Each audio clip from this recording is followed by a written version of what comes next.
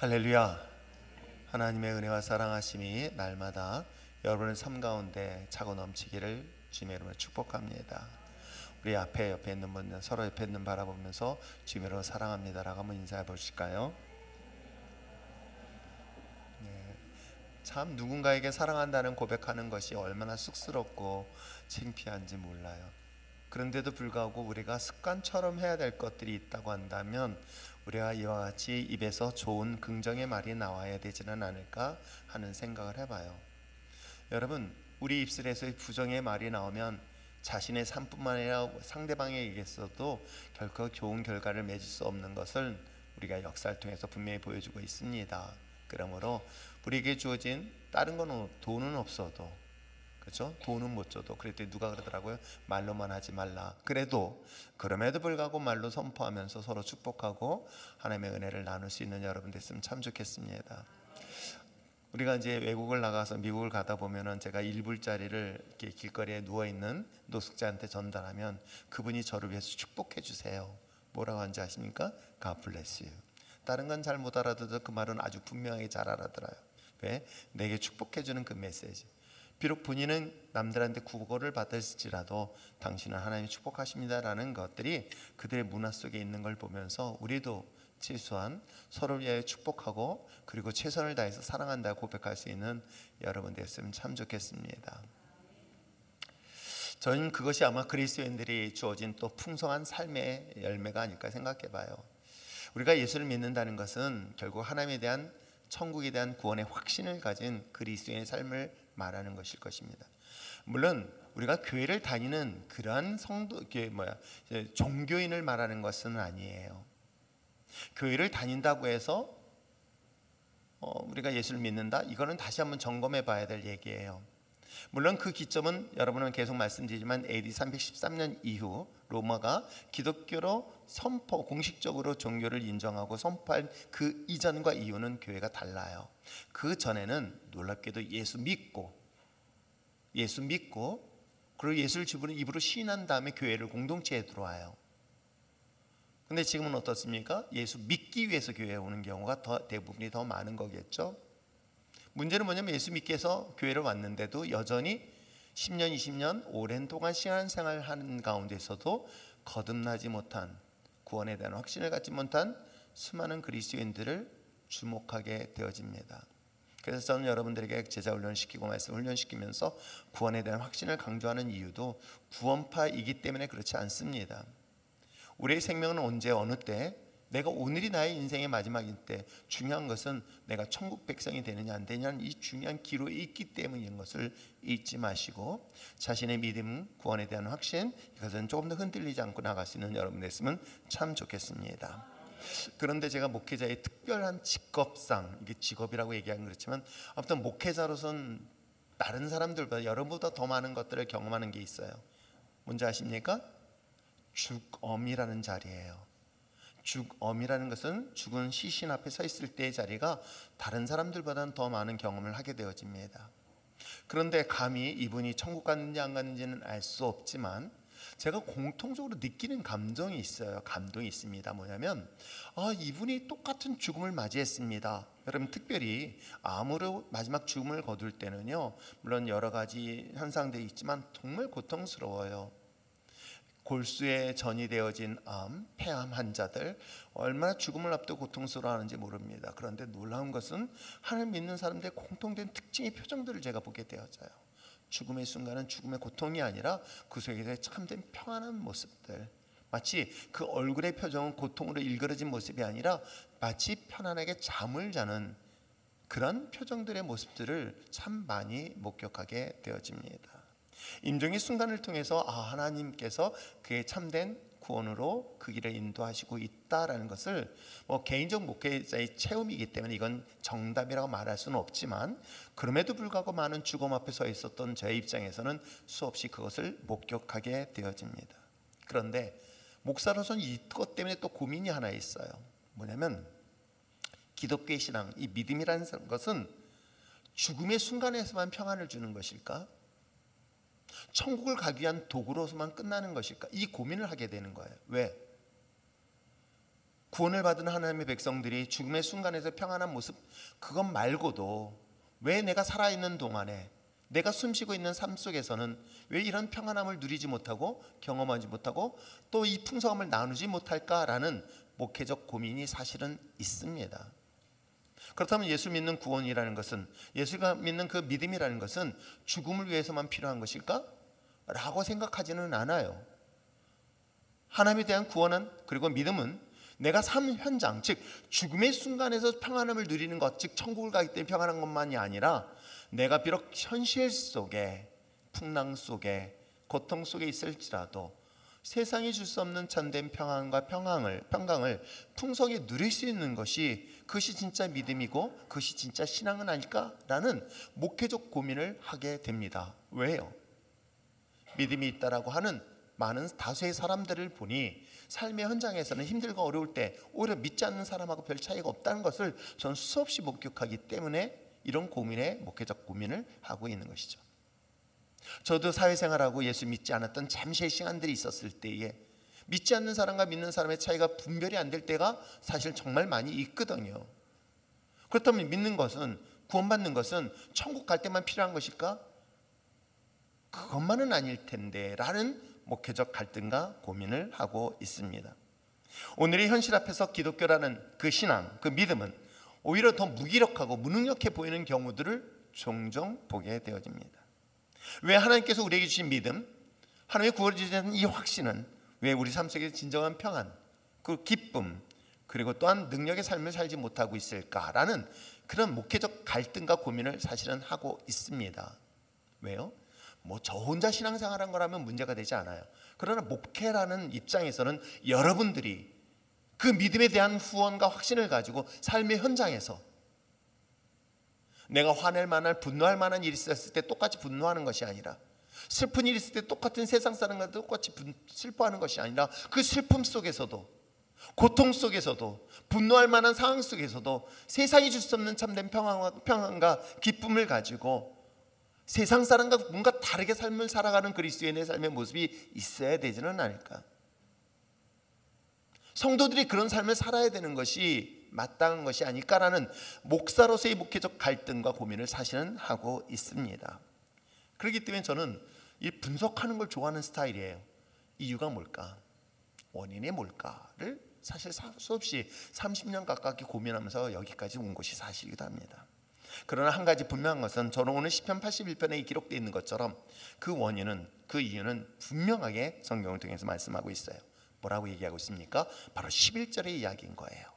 그래서 이 본문 구조를 여러분 잘 분석을 하셔야 됩니다. 왜냐하면 이 본문을 그대로 읽으면 내용이 조금 혼돈에 빠질 수 있어요. 그래서 이 본문의 구조의 저자는 이런 구조의 본문의 저자로 글을 썼다라고 여러분들 먼저 이 본문의 구조 분석을 좀 해봤으면 참 좋겠습니다. 자, 왜 그리스도인들이 내가 삶 속에서 똑같은 풍랑을 만나고 고난을 만나고 핍박을 당하고 슬픈 일을 경험하는데도 불구하고 세상 사람들과 똑같은 모습이 아닌 다른 모습들, 기쁨과 평안을 누릴 수 있었던 가장 그런 삶의 모습이 아니라 세상과 똑같은 삶을 살아갔던 가장 중요한 이유가 11절인데 한번 읽어볼까요? 읽겠습니다. 시작.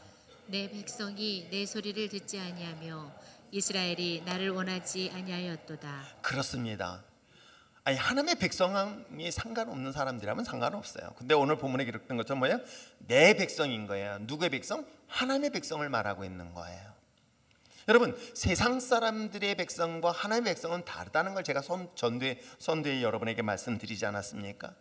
마찬가지로 내 백성들이 왜 하나님이 주신 풍요로움을, 풍성함을 누리지 못한 이유가 뭐 때문일까? 그것을 이야기하고 있습니다. 내 소리를 듣지 않았고 또 나를 원하지 아니하였다라고 기록하고 있는 것이에요. 저는 이걸 보면서 관계의 단절 현상, 내가 하나님의 자녀이고 하나님의 백성인데도 불구하고 하나님과 상관없는 관계, 이것은 비단 보이지 않는 하나님과의 관계의 문제일까요? 우리는 쉽게 볼 수 있는 것이 부부의 관계에서도 볼 수 있지 않습니까? 관계가 깨어지면요, 대화가 안 된다고 해요. 근데 참 재밌잖아요. 연애할 때는 대화가 안 됐으면 결혼했을까요? 솔직히 얘기해 봅시다.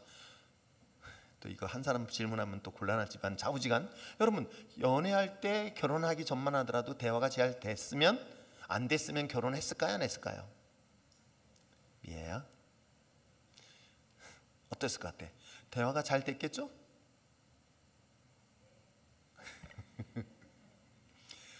대화가 잘 됐습니다. 대화가 잘 됐기 때문에 나랑 잘 맞는 것 같아가지고 결혼을 해요. 제가 수없이 주례를 또 해보지 않았습니까? 눈에서 뭐가 떨어져요? 확 찔러주고 싶어요 그냥. 그렇게 대화가 잘 됐는데 어느 순간부터 대화가 끊어져 버리는 거예요. 대화가 끊어지고 난 다음부터 이루어지는 것들은 뭐예요? 이 관계의 단절은 결국은 서로에 대하여 이제는 더 이상 말을 듣지 않는다는 거예요. 그리고 그 뜻을 따르지 않는다는 거예요. 이것이 바로 관계의 깨어짐의 현상이 오늘날 우리 가까운 관계 속에서 이루어지듯 하나님과 나와의 관계도 똑같다는 거예요. 하나님의 관계 속에서 하나님의 소리를 듣지 아니하고 하나님의 뜻을 거부했던 이야기가 바로 11절 이야기예요. 그것 때문에 결국은 우리는 하나님의 주신 이 참 풍성함을 누리지 못하고 있다는 것을 오늘 성경을 통해서 얘기했어요. 그랬더니 하나님은 어떻게 해요? 그렇게 따르지 않았던 사람들에 대하여 오늘 14절과 15절의 이야기를 하고 있어요. 그러니까 11절에 너희들이 말을 듣지 않았지, 그래서 내가 하나님 너에게 두 가지를 선택했는데 뭘 하나님이 어떻게 하셨냐면 그를 내버려 두셨다는 거예요. 어떻게 해요? 자, 14절의 말씀을 읽어보니까 이렇게 이야기하고 있죠. 자, 한번 읽어보겠습니다. 몇 절인가요? 12절인가요? 12절이네요. 자, 읽겠습니다. 시작. 내 백성이 내 소리를 듣지 아니하며 이스라엘이 나를 원하지 아니하였다. 그러므로 자, 읽겠습니다. 시작. 그러므로 내가 그들의 마음을 완악한 대로 버려두고 그의 임의대로 행하게 하였다라고 기록하는 거예요. 그게 뭐냐면 하나님께서 하나님의 백성들과 관계를 통해서 하나가 되었을 때는 하나님의 이끄심이 있었어요. 보호하심이 있다는 거예요. 하나님의 능력이 없어서, 그러니까 가끔 제가 그런 얘기를 해요. 하나님이 그러면 우리 길을 인도하시고 우리를 지켜주시고 우리를 보호하시고 우리를 그렇게 얘기해요. 내가 잘못된 길 갈 때 끊어주시면 되지 않겠냐라고 하는데, 놀랍게도 오늘 보면 13절에 그렇게 얘기를 하고 있어요. 12절에 그렇게 얘기하고 있어요. 어떻게 해요? 그의 마음에 완악한 대로 내버려뒀다는 거예요. 하나님의 인도하심과 이끄심에 대한 은혜가 사라지는 사건이 바로 그의 하나님의 말씀을 듣지 않았던 결과로 기록되어져 있어요. 하나님의 능력이 없어서 그 길을 인도하시는 분이 아니시는 거예요. 하나님은 그에게 인격적인 분일 때 당신의 말을 들을 때 그 길을 인도하시는 것이지, 하나님의 말씀을 들을 길을 거부한다면 하나님은 내버려 두신다는 거예요. 또 하나가 있습니다. 그것이 바로 14절의 이야기를 하고 있죠. 자, 14절 말씀 읽어볼까요? 시작. 그리하면 내가 속히 그들의 원수를 누르고 그의 손을 늘려 그들의 대적을 치겠다라고 이야기를 하고 있어요. 그 얘기는 반대로 15절에 얘기를 하고 있죠. 여호와를 미워하는 자는 그들에게 복종하는 채 할지라도 그들의 시대는 영원히 계속되리라. 그래서 이 본문은 어떻게 되어 있냐면, 하나님의 말씀을 거절하고 듣지 아니한다면 12절과 15절의 이야기를 하고 있는 거예요. 하나님이 그들을 내버려 뒀다. 그리고 15절은 어떤 내용이냐면, 이 내용은 이런 내용입니다. 나를 미워하는 자들은, 그즉 하나님의 말씀을 듣길 거부한 자들을 미워하는 자들로 표현하고 있어요. 그래서 그 원수들에게 무릎을 꿇게 할 것이고, 그리고 그들에게 영원하게 운명이 되어서 묶일 것이다 라고 얘기하고 있는 거예요.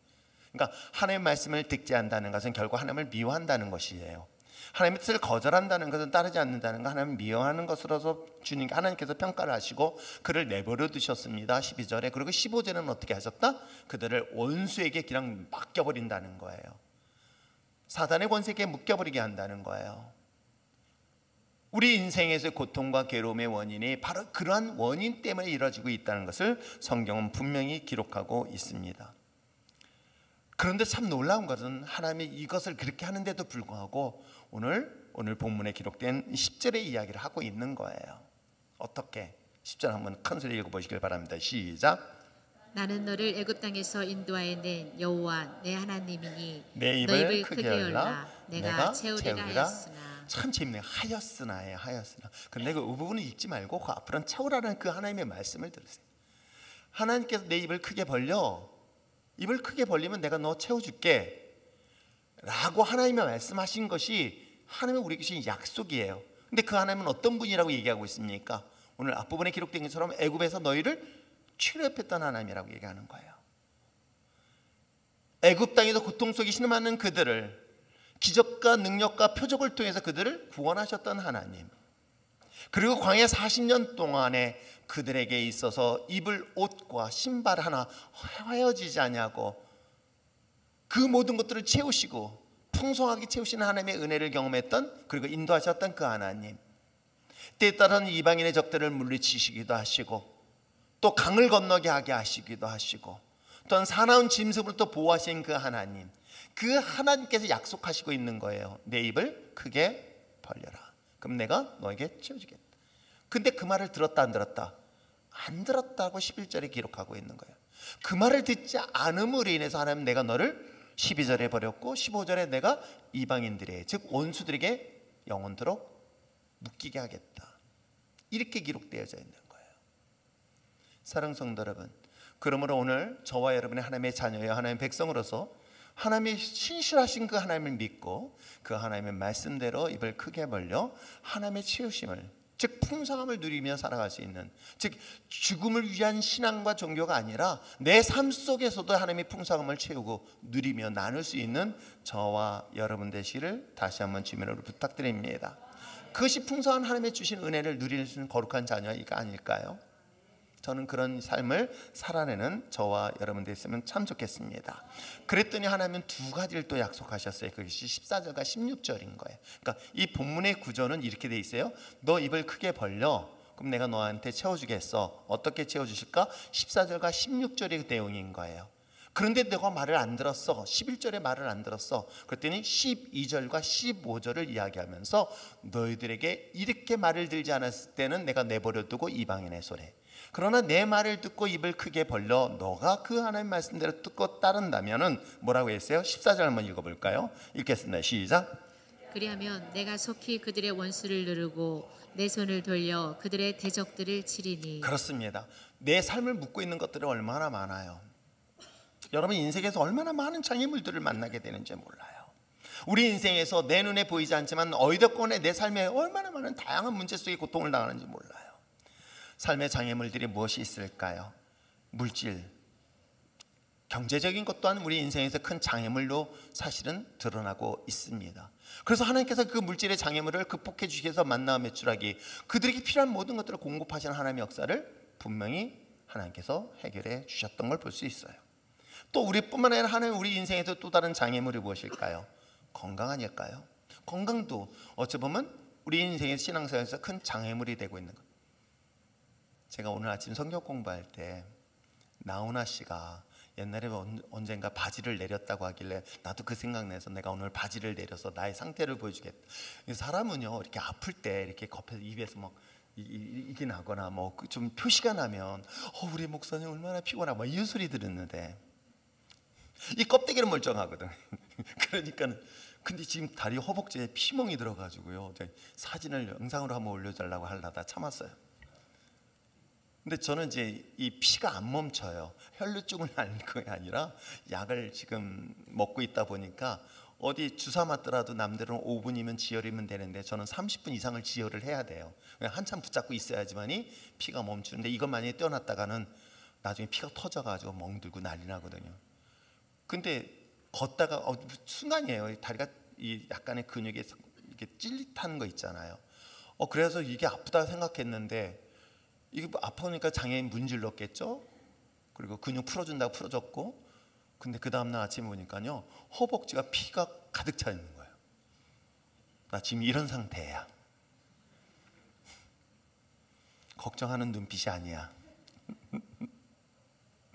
여러분 순간 저는 이거 보고요 얼마나 놀랐는지 사진 찍어서 밤중이라 아침 일찍이라 내가 누구한테 물어볼 수도 없고 어떻게 해요? AI한테 물어봤죠. AI한테. 그때 AI가 얼마나 경고성으로 무섭게 얘기하는지 몰라. 이거 지금 당장 그래가지고 네, 제 주치의한테 전화 연락해가지고 원래는 안 받는데 억지로 해가지고 쫓아가가지고 보여줬더니 별일 아닌 것처럼 얘기해 주시더라고요. 조금 있으면 사라진다고. 난 입원하라고 할까 봐서 걱정 많이 했거든. 근데 또 한편으로 입원하면은 며칠 또 쉬는구나 라고 철없는 생각을 했었지만 여러분 어때요? 우리 인생에서 내가 예상하지 못한 육신의 건강의 장애물도 어찌 보면 큰 행복을 가져다는데 큰 어려움을 가져다 주는지 모릅니다. 어디 그뿐이겠습니까? 인간의 갈등의 문제도, 가정의 갈등의 문제도 마찬가지 아닐까요? 우리 인생에서는 너무나 많은 장애물들이 있어요. 그것은 마치 하나님의 거룩하심을, 하나님의 풍성함을 누리는데 큰 원수같이 장애물로 걸음걸음을 막고 있는 것이겠죠. 근데 뭐라고 했습니까? 하나님께서 그 원수들을 제거시키겠다고 하고 있는 거예요. 어떻게 해요? 내 입을 벌면, 내 입을 크게 벌면, 이 말씀을 따르기만 한다면 내가 너희들의 인생의 큰 장애물들을 제거시켜 줄게 라고 이야기를 하고 있는 거예요. 그리고 16절은 뭐라고 얘기하고 있습니까? 전 16절 말씀은 너무 귀한 말씀인 거예요. 자, 읽겠습니다. 시작. 또 내가 기름진 밀을 그들에게 먹이며 반석에서 나오는 꿀로 너를 만족하게 하리라 하셨도다. 그렇습니다. 밀가루 음식을 좋아하는 저 입장에서는, 그죠? 기름진 밀 얼마나 감사한지. 이와 같이 하나님께서는 양식을 제공할 뿐만 아니라 뭐예요? 석청을 제공해 주시겠대요. 석청 비쌉니다. 이 썰렁함. 여러분, 하나님께서 귀하기 귀한 꿀을 채워서 너희에게 배부르게 할 것이고, 너희들이 필요한 기름진 곡식을 통해서 너희들이 굶주리지 않게 하겠다. 뭐예요? 입을 크게 벌릴 때 하는 주신 약속인 거예요. 그러면 여러분, 이 말씀을 우리에게 주신 이유가 뭘까요? 이 말씀을 통해서 여러분은 어떤 선택을 할 수 있을까? 오늘 분명히 성경은 말하고 있어요. 하나님 말씀을 듣고 그 말씀대로 따르는 것, 입을 크게 벌리는 것이 우리가 할 수 없는 하나님의 명령일까요? 할 수 있는 것이기 때문에 하나님 우리에게 주신 명령이라는 전 믿어요. 저는 하나님이 우리에게 할 수 있도록 우리에게 허락하신 것들인 거예요. 너 나를 향해 입을 크게 벌려, 그럼 내가 너에게 영원히 목마르지 아니한 영원히 풍성 하나님의 축복을 누릴 뿐만 아니라 너의 인생에 큰 장애물을 가지는 원수의 세력들을 물리치고 보호해 줄게 라고 성경은 분명히 약속을 하고 있습니다. 그런데 여러분, 그 약속의 말씀 대신 우리는 어떻게 해요? 정반대로 하나님의 말씀을 듣지 아니하고 그 말씀을 따르지 아니함으로 어떻게 해요? 오늘 정반대에 우리는 하나님의 그들을 내버려 두셨고, 그리고 원수에게 묶이는 삶을 살게 되었다. 이것이 오늘 본문에 이야기하고 있는 중심적 내용입니다. 그러므로 사랑하는 성도 여러분, 이제 하반기 사역이 시작되어졌을 때, 저도 이제 제 인생의 사역의 하반기를 준비하면서 하나님, 우리 율정교회가 해야 될 가장 중요한 사명 중 하나가 다시금 기도의 불을 밝힐 수 있는 그런 불쏘시개 같은 교회가 되었으면 좋겠습니다라는 마음으로 이 말씀을 살펴보게 되어집니다. 다시 한번 입을 크게 벌려 하나님의 말씀을 듣고 그 말씀에 순종할 수 있는 저와 여러분 되시길 축복합니다. 그러면 입을 크게 벌리라는 뜻은 과연 무엇일까요? 고민하면서 그것은 기도를 멈추지 않길 부탁드립니다. 기도를 멈추지 마시길 바랍니다. 오늘날 그리스도인들의 삶에서 이 무기력하고 또 뿐만 아니라 무능력한 이유가 과연 무엇 때문일까를 고민하게 되는 거예요. 그리스도인으로서 세상에서 큰 영향을 미치지 못하고 무능력하고 무기력한 이유가 무엇 때문일까?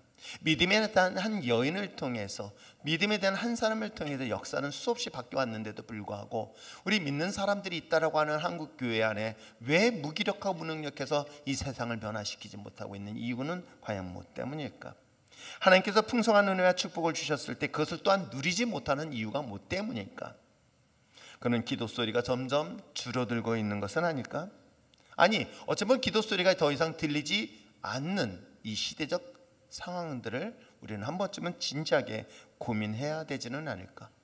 그는 울림의 소리, 기도의 소리가 들리지 않는 순간 더 이상 하나님의 기적은 멈추고 있는 것을 아닐까를 고민하게 되어집니다. 예수님께서 어린아이를 고치신 후에 제자들에게 말씀하시기를 이런 능력은 기도 외에는 어떤 경우일지라도 이런 능력이 나타날 수 없음을 분명히 우리에게 말씀해 주셨던 것입니다.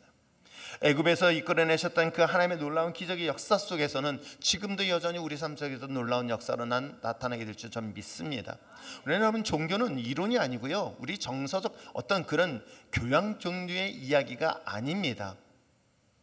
미라클, 우리 이성으로 생각할 수 없는 놀라운 초자연적 하나님의 능력은 여전히 우리 삶 속에 존재하고요, 하나님의 능력은 우리 가운데 분명히 나타나기를 원하시고 있음을 저는 믿습니다.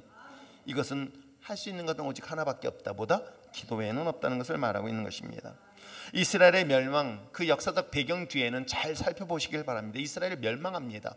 그 멸망하는 정치적 상황은 어떻습니까? 물론 현실적으로는 그 방법이 맞는 것 같기도 해요. 왜? 여러분, 당장도 오늘 예배보다는 지금 사람이 없으니까 일하는 것이 중요한가? 그럼 문 닫으면 되잖아요. 그 정도도 용기가 없을까요? 근데 현실은 그렇게 아닌 거예요. 내가 오늘 당장 사람이 없다 보니까 문을 닫으기에는 안 되겠다 싶어서 일 나오고 예배를 패야겠다. 여러분, 이거 한 번 웃은 것 같죠?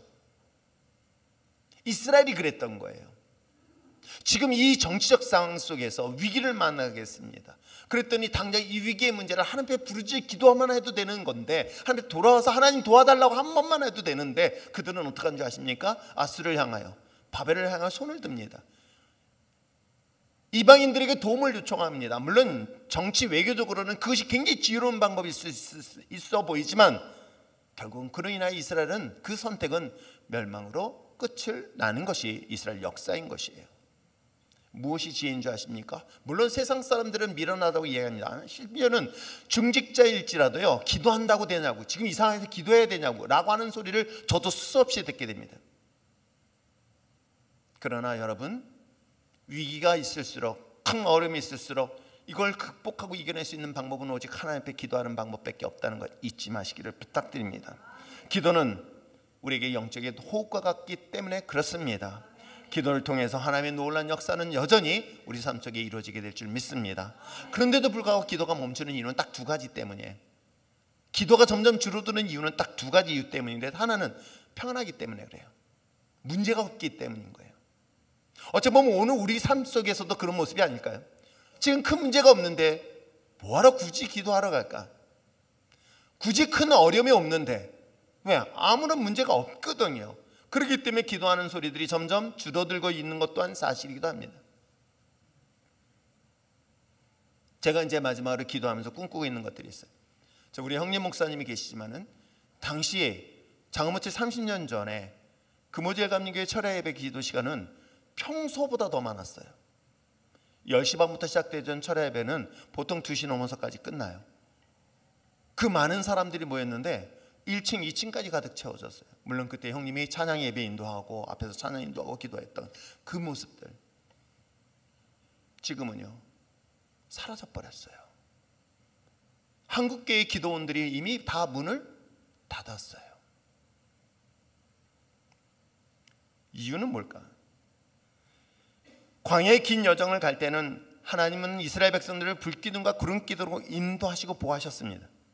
그리고 가나안의 정복 전쟁 속에서는 하나님의 특별한 인도하심이 있었기 때문에 그들은 철저하게 하나님의 말씀에 순종하였고 하나님만을 주목했던 건 사실이기도 합니다. 그러나 정복이 어느 정도 끝나고 안정된 이스라엘 역사 속의 배경은 우리가 잘 알고 있는 사사의 시대로 전락이 되어진 걸 볼 수가 있어요. 이제는 하나님의 존재가 불편한 거예요. 부담스러운 거예요. 굳이 예배를 하면서 점점 예배를 폐해지고 모이기를 폐하고 있는 어떤 자들의 악한 자들의 습관처럼 그렇게 시대를 살아가고 있는 것이 과거 아닌 지금의 모습 아닐까요? 요한계시록 3장에 보면은 라오디게아 교회에 대한 책망의 이야기를 하고 있어요. 특별히 그 교회는 저도 굉장히 오래전에 들었던 이 말씀을 충격받았던 메시지이기도 해요. 너 신앙 분명하게 해라. 너 덥든지 차든지 분명한 신앙을 가져라. 너희들의 신앙과 믿음이 미지근한다면 어떻게 하는지 아십니까? 하나님이 내 입에서 토하여 버리겠다라고 얘기를 하고 있어요. 근데 라오디게아 교회인들은 어떻게 생각하는 줄 아십니까? 나는 부자라는 거예요. 지금 부유하다는 거예요. 풍요롭다는 거예요. 그들이 가지고 있는 소유한 것들이 풍요롭기 때문에 더 이상 문제가 없다라고 그들은 외치고 있었던 거예요. 그들은 나는 부자다, 부유하기 때문에 부족함이 없다고 외쳤지만 정작 하나님께서는 그들의 영적인 것들을 보았어요. 그들은 영적으로 가난했고 공고했으며 가련했으며 눈이 멀었다라고 오늘 하나님은 그들을 보시면서 내가 너를 토하여 버리겠다. 사랑하는 성도 여러분, 기도가 멈추는 것은 아무 문제 없을수록 오히려 더 기도를 정하여 나오시는 여러분 됐으면 참 좋겠습니다. 믿음의 삶, 신앙의 삶의 형태는 미지근한다면 결코 하나님의 기뻐하지 않는다는 것을 분명히 기억하시길 바랍니다. 또 하나 있어요. 정반대의 경우에요. 평안할 때뿐만 아니라 정반대, 고통스러울 때도 기도를 안 해요. 정말 문제가 있는데 왜 기도 안 하는지. 오히려 깊은 수렁 속에 갇혀 있다고 한다면, 그런 환경과 상황 속에 있다고 한다면 기도해야 되는 순간에 기도를 잃어버리는 거예요. 어쩌면 역설적으로 가장 기도가 필요한 고통의 순간에, 가장 고통스러운 그 순간에 역설적인 선택은 기도가 아니라 원망과 불평인 것을 볼 수 있어요. 아프리카에 뱀을 잡는 수리가 있어요. 그 뱀 잡는 수리는 비서새라고 얘기를 합니다. 이 새의 특징은 뭐냐면 물론 독수리과예요.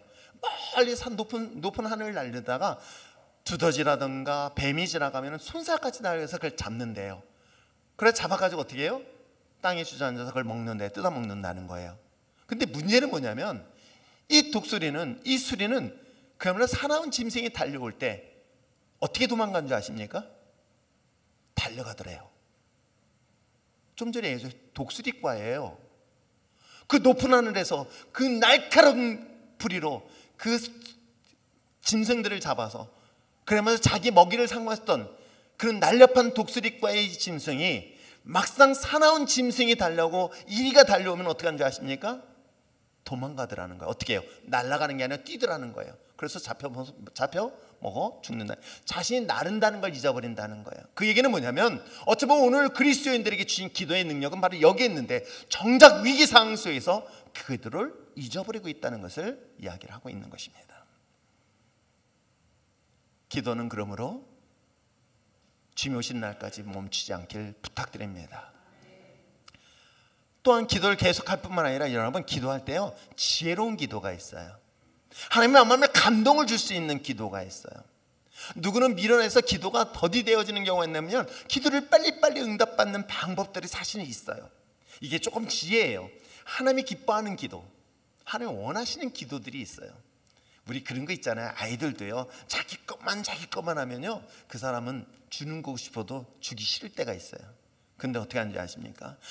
목사님 저는 먹고 싶지 않아요. 근데 제가 먹고 싶어요 하면서 꼭 오는 아이들이 있어요.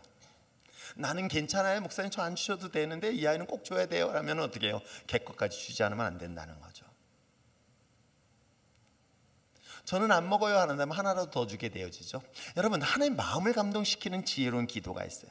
그래서 오늘 성경은 뭐라고 얘기했어요? 어떻게 해요? 입을 크게 벌라고 얘기하는 거예요. 아세요? 저는 이 말씀을 묵상하면서 하나님께서 우리에게 이야기하고 있습니다. 기도는 하나님을 향하여 간구하는데 그 하나님의 자녀에게 주신 특권이면서 동시에 우리에겐 또 다른 하나님의 은혜요 능력, 우리에게 권리가 있는 게 있어요. 뭐예요? 입을 크게 벌리라. 예레미야 33장 3절은 내가 너는 내게 부르짖어라. 근데 어떻게 부르짖으라는 거예요? 하나님께서 얘기해서 내가 응답하겠는데 너가 알지 못하는 크고 놀라운 일들을 내가 보여주겠다. 크다는 단어가 되어서도 내가 너가 생각하는 것보다도 더 큰 것들을 그 비밀한 것들을 보여주시겠다라고 하나님은 분명히 약속하고 있는 것입니다. 근데 문제는 뭐냐면 내가 구하는 것과 하나님의 응답하는 것은 이게 수준 차이가 다르다는 것 여러분 아세요? 내가 생각하는 비전과 하나님 보시는 꿈이 달라요. 아브라함이 생각했던 그 꿈은 아들을 하나만 주는 것으로 만족했어요. 그런데 하나님의 꿈은 이스라엘 전 민족을 생각하고 전 인류를 보았던 거예요. 이게 스케일이 다른 거예요. 그럼 여러분 좀 지혜로우면 어떻게 해서 기도하겠습니까? 그저 내 건 아니라 이걸 좀 더 크게 폭을 넓혀보면 어떨까요? 이때 하나님의 마음은 감동 주지 않을까요? 하나님 내게 일용할 양식이 아니라 하나님 전 인류를 먹을 수 있는 양식을 내게 달라고. 아멘 하는 사람이 한 명도 없어. 제가 여기 이 땅에 이곳에 처음 오면서 그런 기도를 했어요. 사실은 제가 목회자를 처음 부르실 때도. 근데 이게 점점 줄어서 이 구석이 있긴 하지만 그래도 하나님께서 저에게 그런 마음을 항상 주세요. 하나님 때는 알 수 없지만 아니 내 다음 세대도 괜찮습니다. 그러나 한 가지 분명한 것은 하나님이 이곳에서 하나님의 거룩한 일꾼들이 전 세계를 움직일 수 있는 귀한 일꾼들이 태어날 수 있도록 성장할 수 있도록 기도하고 있습니다.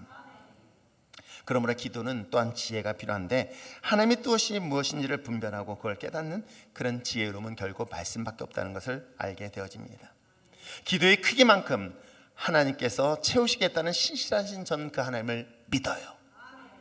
내가 생각하는 이상으로 채워주시는 하나님이라는 걸 저는 믿어요. 다만 내가 믿음의 그릇이 적기 때문에 그만큼을 채우지 못할 뿐 내가 믿음의 그릇만큼 하나님이 채우시고 차고 넘치게 해주시겠다는 하나님의 약속의 말씀을 저는 믿어요.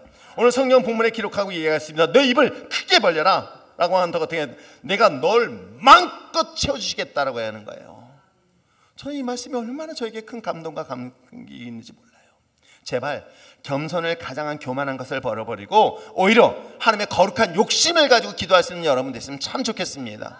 여러분 거룩한 욕심을 가지고 하나님의 나라를 위해 나는 무명하지만 나를 하나님의 존귀하게 쓰시는 이유는 나를 통해서 하나님의 살아계심을 모든 자리 증거하기 도구로 쓰임받기를 원합니다라는 그런 거룩한 욕심을 낼 수 있는 저와 여러분 됐으면 참 좋겠습니다.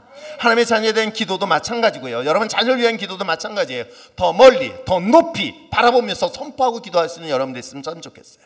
내가 여러분의 자녀를 위해서 기도할 때도 마찬가지로 그런 마음으로 기도하고 있어요. 비록 이 아이 부모를 볼 때는, 그러나 이 아이는 5대양 6대주 전 세계를 열방을 통째를 전체를 이끌어갈 수 있는 지도자가 될 수 있도록 기도하고 있는 것, 그건 하나님의 그 마음을 우리에게 주신 건 저는 믿습니다. 이곳에서 하나님의 선하심을 세계 열방 가운데 나타낼 것을 저는 기대합니다. 여러분 지도를 한번 보세요. 율전동 수원에서는 가장 변들이 구석 있는 것 여러분 아십니까? 그리고 가장 발전이 안 된 곳이 바로 율전동인 거예요. 그런 이곳에 하나님의 선하심을 기대하고 있어요. 하나님의 선하신 능력을 저는 기대하고 있는 거예요. 하나님의 거룩한 그 나라의 확장에 저는 여러분들이 한 사람 한 사람 귀하게 쓰임받기를 원합니다. 하나님의 거룩한 나라에 확장하는데 여러분의 사업장이 쓰임받기를 원합니다. 여러분 이런 마음으로 기도한다면 하나님은 그 사업장을 어떻게 역사하실까요? 우리가 상상하지 못할 역사를 이루지 않으실까요? 이제 하반기 사역을 시작하게 됩니다. 주님 오시는 그 마지막까지 기도의 울림이 큰 울림이 될 수 있는 교회 공동체가 됐으면 참 좋겠습니다. 저는 율전교회가 어찌 보면 어저께도 한 분하고 식사하면서도 율전교회, 야, 그분이 여기까지 찾아오는 것도 기적이라 그랬어요. 우리 집사는 그걸 기적이라고 하면서 맨날 구박하긴 하지만 저 먼 곳에서부터, 영화동에서부터 이 교회를 찾아온다는 거, 물론 여러분 열심히 전도해가지고 전도지 때문에 오신 분이신데, 그런데도 이 구석에 어디 하나 간판으로 찾아볼 수 없는 구석에, 그런데 저는 이걸 믿어요. 하나님, 마가의 다락방은 화려한 곳도 아니었었습니다. 남들이 주목할 정도로 귀한 대단한 곳도 아니었었습니다. 어찌 보면 숨어서 두려움에 떨고 있었던 그 작은 다락방 위에 그 하나님의 성령의 역사심을 통하여 초대교회가 시작됐고, 그 부흥을 통해서 오늘 우리에게 복음의 역사가 이루어지는 것을 저는 보았던 것처럼, 하나님의 이 몸된 교회, 어찌 보면 한국교회가, 아니 전 세계가 점점 성령의 불이 꺼져가고 있는 이때에 하나님의 율전교회가 그 불을 다시 한번 불켜게 하여 주시옵소서. 그래서 율전교회를 통하여 이 지역을, 죽어가고 있는 40여 개의 교회를 다시 한번 살리게 하게 하시고, 하나님 율전교회를 통하여 이 나라, 이 민족을 다시 한번 살리게 하게 하시고, 하나님 이 민족을 통하여 일어나는 하나님의 불성령의 역사하심이 전 세계 마지막 불을 밝힐 수 있는 교회로 전 쓰임받기 위하여 기도하고 있습니다. 큰 꿈과 비전을 가지고 믿음으로 선포하며 나갈 수 있는 저와 여러분 됐으면 참 좋겠어요.